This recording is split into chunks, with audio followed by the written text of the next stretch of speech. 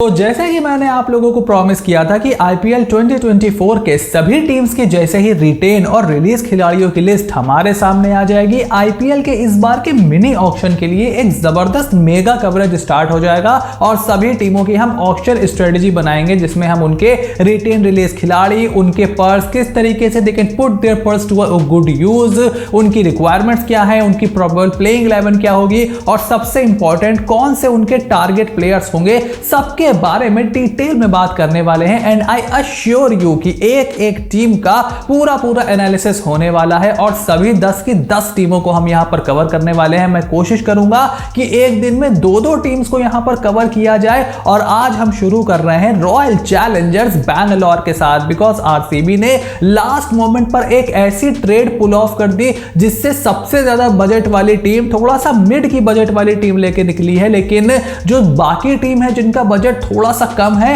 Royal Challengers Bangalore का budget तो कम है लेकिन उनके प्लेयर्स की रिक्वायरमेंट बहुत ज्यादा है। तो कंप्लीट डिटेल एनालिसिस होने वाला है। So make sure to click on the subscribe button, press the bell notification, become part of the family ताकि इस तरीके की कोई भी वीडियो, आने वाली 10 टीमों की वीडियो आपसे बिल्कुल भी मिस ना हो। तो जल्दी से अगर आरसीबी के रिलीज खिलाड़ियों की लिस्ट पे नजर डाले तो यहां पर इन्होंने अपने 3 बहुत ही एक्सपेंसिव प्लेयर हर्षल पटेल, वनिंदु हसरंगा और जॉश हेजलवुड को रिलीज कर दिया है। उसके अलावा फिन एलन को भी इन्होंने रिलीज कर दिया है, डेविड विली से भी पीछा छुड़ा लिया है, केदार जाधव, अविनाश सिंह, तो काफी सारे प्लेयर्स यहां पर आरसीबी ने रिलीज किए हैं और अपना पर्स इन्होंने काफी ज्यादा बढ़ा लिया था। लेकिन उसके बाद इनके रिटेन खिलाड़ियों की लिस्ट पर अगर हम नजर डालें तो यहां पर कैमरन ग्रीन को ट्रेड करने के बाद इन्होंने फफ डुप्लेसी को रिटेन किया, विराट कोहली को रिटेन किया, ग्लेन मैक्सवेल जो कि एक एक्सपेंसिव परचेज है उनको भी रिटेन करके रखा है। गुड टू सी कि विल जैक्स भी वहां पर बने हुए हैं। इसके अलावा मोहम्मद सिराज, दिनेश कार्तिक, तो जो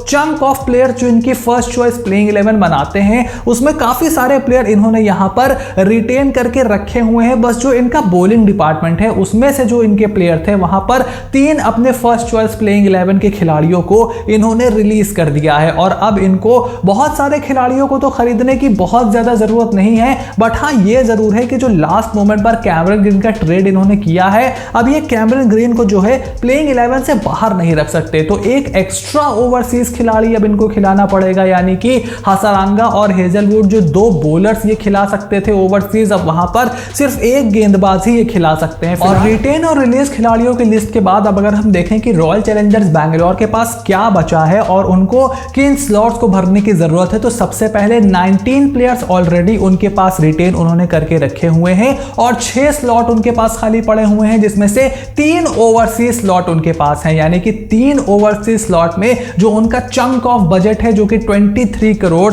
25 लाख है, वो सबसे ज्यादा ओवरसीज खिलाड़ियों में ही जाने वाला है। मिनिमम आपके पास 18 प्लेयर्स होने चाहिए, तो उसका थ्रेशोल्ड तो आप ऑलरेडी पास कर चुके हो। तो मैं यही मान करके चल रहा हूं कि आपका एक फास्ट बॉलर जो आपको लेना है वो सबसे ज्यादा एक्सपेंसिव होगा, उसी के पीछे आप मेजॉरिटी ऑफ द मनी अपनी खर्च करने वाले हो। और किसके पीछे आरसीबी भागती है ये देखना बहुत ही इंटरेस्टिंग होगा, क्योंकि अगर आप उनकी प्लेइंग 11 पर नजर डालोगे तो मेजॉरिटी ऑफ द प्लेइंग 11 जो है वो बैटिंग बनाती है आपकी, और बॉलर्स चूंकि उन्होंने रिलीज करके रखे हुए हैं वहीं पर आरसीबी को जो 3 ओवरसीज खिलाड़ी और 3 इंडियन खिलाड़ी हैं उनकी भरपाई करनी होगी। और इनकी प्रोबेबल 11 देखने के बाद इनकी टीम के जो गैप्स हैं वो पूरी तरीके से क्लियर हो जाएंगे। ऑब्वियसली विराट और फाफ यहां पर ओपन करेंगे, नंबर 3 पर पाटीदार खेलेंगे, 4 पे मैक्सवेल, 5 पे लुमरोर, 6 पे कैमरन ग्रीन, 7 पे दिनेश कार्तिक और अनुज रावत में से कोई एक विकेट कीपर होगा।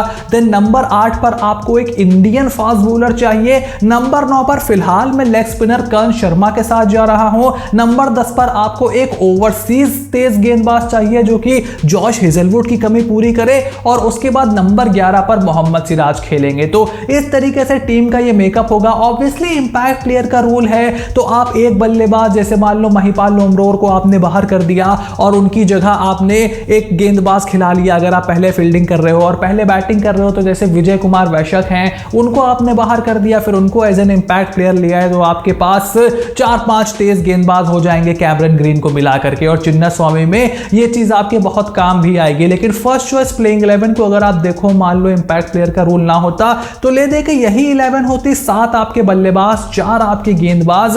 और यही प्रॉब्लम यहां पर रॉयल चैलेंजर्स बैंगलोर की है कि कैमरन ग्रीन को लेने के बाद एक तो आप अपने बेस्ट प्लेस पर उनको नहीं खिला पाओगे जो है at the top of the order, जहां पर रोहित शर्मा पिछले साल उनको खिलाते थे। अनफॉर्चुनेटली आपको उनको मिडिल ऑर्डर में या एज अ फिनिशर ही यूज करना पड़ेगा, बिकॉज अगर आप नंबर 3 पर उनको खिलाओगे तो फिर पाटीदार को नंबर 4 खिलाना पड़ेगा, फिर मैक्सवेल को नंबर 5 पे खिलाना पड़ेगा। ग्लेन मैक्सवेल इतना एक्सपीरियंस, इतना जबरदस्त स्पिन हिटर, आप नंबर 5 पर it will be too low for him. वो ओडीआईज में नंबर 5 खेलते हैं, so in the T20 format he has to play at number 4। हाँ, किसी मैच में अगर आपके ऊपर से जल्दी विकेट गिर जाए, पहले ओवर में 5 पे 2 हो जाओ आप, तब आप जरूर कैमरन ग्रीन को भेज सकते हो।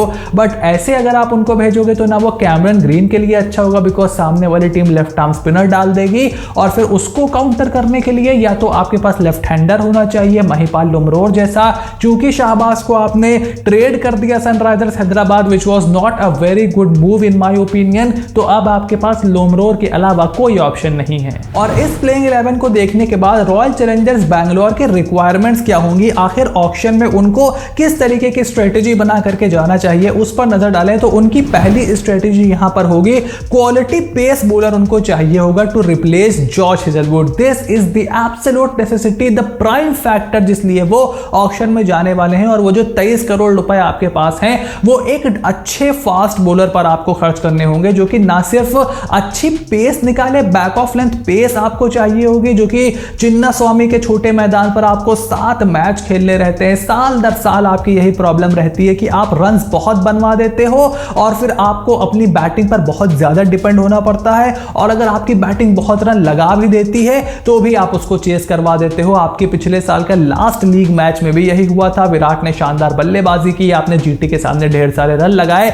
लेकिन शुभमन गिल की मास्टर क्लास की वजह से आप प्लेऑफ में क्वालिफाई करने से चूक गए थे। तो एक अच्छा तेज गेंदबाज यहां पर बहुत ज्यादा जरूरी है, और मिनी ऑक्शन में आपके पास अच्छे खासे ऑप्शन भी होंगे, लेकिन देखना यह है कि क्या बाकी टीम से कंपीट करके आप एक क्वालिटी ऑप्शन लेने में कामयाब होते हो या नहीं। वहीं दूसरी रिक्वायरमेंट आरसीबी की है quality wrist spinner to replace Wanindu Hasaranga. अब कर्ण शर्मा आपके पास हैं, मैंने उनको इसीलिए प्रोबेबल 11 में डाला है बिकॉज अनफॉर्चुनेटली बहुत अच्छा इंडियन ऑप्शन मुझे तो मिनी ऑक्शन में नहीं दिखाई दे रहा है। अगर आपने कोई स्काउटिंग करके कोई बहुत बढ़िया लेग स्पिनर ढूंढ रखा हो जिसको आप मिनी ऑक्शन में ले लोगे तो बात अलग बात है यहां पर थोड़ी सी, या फिर आपको एक फिंगर स्पिनर के साथ काम चलाना पड़ेगा। मे बी आपको काम चलाना पड़ेगा यहां पर ऋतिक शौकीन के साथ, या फिर किसी और गेंदबाज की तरफ आपको देखना पड़ेगा। I really have no idea कि किस दिशा में यहां पर देख रही है।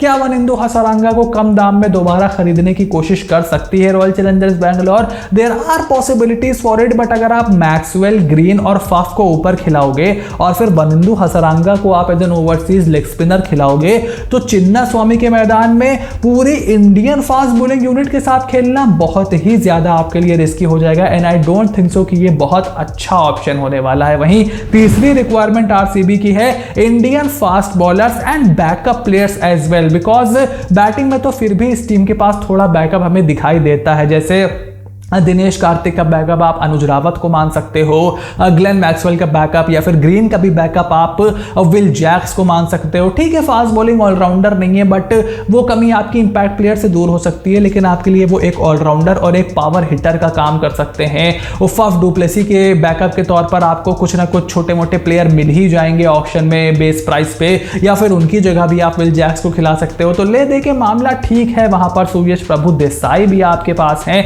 बट जिस बैकअप की इनको बहुत ज्यादा जरूरत है, एक तो इनको क्वालिटी इंडियन पेसर चाहिए जो कि मोहम्मद सिराज का साथ निभा पाए, और सिराज पर ये बहुत ज्यादा डेथ ओवर में डिपेंड नहीं करना चाहेंगे, उनका इकोनॉमी बहुत हाई हो जाता है डेथ ओवर में। तो इनको क्या चाहिए, एक ऐसा इंडियन पेस बॉलर जो कि डेथ ओवर में अच्छी गेंदबाजी करे, और ओवरसीज जो बॉलर ये खरीदेंगे उसके साथ मिलकर डेथ में गेंदबाजी करे, बिकॉज ना सिराज पर आप डेथ में डिपेंड रह सकते हो और ना ही कैमरन ग्रीन पर आप डेथ में डिपेंड रह सकते हो, specially on the ground like Chinna Swamy जहां पर आप मेजॉरिटी खेलोगे, Wankhede, even Eden Gardens, Mohali, Dharamshala, Delhi की विकेट भी अब बेटर हो गई है। तो ये 3 रिक्वायरमेंट हैं जो कि रॉयल चैलेंजर्स बैंगलोर को किसी भी हाल में पूरी करनी होंगी, और अपने लिमिटेड बजट में वो ऐसा करेंगे, ये उनके लिए बहुत ही ज्यादा चैलेंजिंग होगा। तो जैसे कि मैंने वीडियो के स्टार्ट में बताया था कि मोस्ट ऑफ द मनी आप अपने ओवरसीज तेज गेंदबाज और इंडियन फास्ट बॉलर के ऊपर ही खर्च करने वाले हो। तो अगर कुछ target player just on the top of my head अगर मैं देखूं तो मिचेल स्टार्क एक ऑप्शन है, बिकॉज आप एक लेफ्ट आर्म सीमर चाहोगे और रीस टूपली आप अब उनको थोड़ा बैकअप के तौर पर रखना चाहोगे। फिर जेरार्ड कोज्जिया भी आपके पास हैं, दोनों ये भी ऑक्शन में आएंगे। ये जो दोनों ही गेंदबाज हैं थोड़ा बहुत बैटिंग से भी कंट्रीब्यूट करते हैं, तो आपके लिए प्लस हो जाएगा। फिर इंडियन पेस बॉलर्स में कार्तिक त्यागी का, चेतन साकरिया का और हर्षल पटेल का ऑप्शन आपके पास है। चूंकि चेतन साकरिया, कार्तिक त्यागी, इवन शिवम मावी का नाम मैंने इसमें इसलिए नहीं डाला है because I don't think so कि वो चिन्नास्वामी जैसे ग्राउंड के लिए बहुत ज्यादा सूटेबल होंगे। वो अगर सीएसके में जाते हैं या फिर किसी स्लो पिच पे खेलने के लिए जाते हैं जैसे सनराइजर्स हैदराबाद हो गई, या फिर इवन अहमदाबाद में वो जाते हैं जहां पे ग्राउंड थोड़ा सा कंपैरेटिवली बड़ा है चिन्नास्वामी से, वहां पर वो फिर भी अपना काम चला सकते हैं। बट चिन्नास्वामी में शिवम मावी पर मैं बहुत ज्यादा दाव नहीं खेलूंगा और फिर वो भी महंगे जाएंगे, कार्तिक त्यागी भी महंगे जाएंगे, मोस्ट लाइकली चेतन साकरिया भी महंगे जाएंगे। तो हर्षल पटेल को भी ये टीम कम दाम में खरीदने की कोशिश कर सकती है। उसके अलावा रायली रोसो के तौर पर आप एक बैकअप बैट्समैन रख सकते हो टॉप ऑफ द ऑर्डर। अगर फाफ डुप्लेसी का कुछ इशू होता है या फिर इवन मैक्सवेल का कुछ इशू होता है तो आप उनको नंबर 3 पर खिला सकते हो। एक लेफ्ट हैंडर भी आपको मिल जाएगा बिकॉज फाफ 40 के करीब बढ़ रहे हैं, he is almost 39 years of age. तो ये भी देखना होगा कि क्या वो अपनी फॉर्म थ्रू आउट कंटिन्यू कर पाते हैं। तो Rilee Rossouw will be a good backup in my opinion, और सस्ते में भी मिल जाएंगे। अगर आप ट्रेविस हेड या रचिन का नाम यहां पर एक्सपेक्ट कर रहे थे, अगर 40 करोड़ होते तो उनका नाम मैं डाल सकता था यहां पर, बट पैसे नहीं बचे हैं यहां पर रॉयल चैलेंजर्स बैंगलोर के पास। और उसके अलावा आदिल राशिद को भी ये एज ए लेग स्पिनर थोड़े से सस्ते मिल जाएंगे, रख सकते हो जस्ट इन केस अगर आप किसी धीमी पिच पे खेलो, कभी कोई फास्ट बॉलर आप सोचो कि इंडियन से काम चल जाएगा, किसी ना किसी जुगाड़ से आप अगर चाहो तो आदिल राशिद से काम चला सकते हो। तो ये कुछ खिलाड़ी हैं जिनको रॉयल चैलेंजर्स बैंगलोर टारगेट करने को देखेगी। इनमें से मोस्ट लाइकली रायली रोसो और आदिल राशिद तो आपको इजीली मिल सकते हैं, बट इंडियन फास्ट बॉलर और ओवरसीज फास्ट बॉलर के लिए उनको बहुत ही तगड़े कंपटीशन का सामना करना पड़ेगा। तो आईपीएल 2024 की सभी टीमों की ऑक्शन स्ट्रेटजी की वीडियो लिस्ट की शुरुआत आज हमने रॉयल चैलेंजर्स बैंगलोर से की है, एंड आई होप कि रॉयल चैलेंजर्स बैंगलोर के फैन को ये वीडियो बहुत ही पसंद आई होगी। अगर ऐसा है then make sure to click on the subscribe button, press the bell notification, become part of the family, क्योंकि एक एक करके फटाफट सभी टीमों की इसी तरीके से ऑक्शन स्ट्रेटजी और टारगेट प्लेयर्स की वीडियो आने वाली है। So stay tuned and I will see you soon in the next video.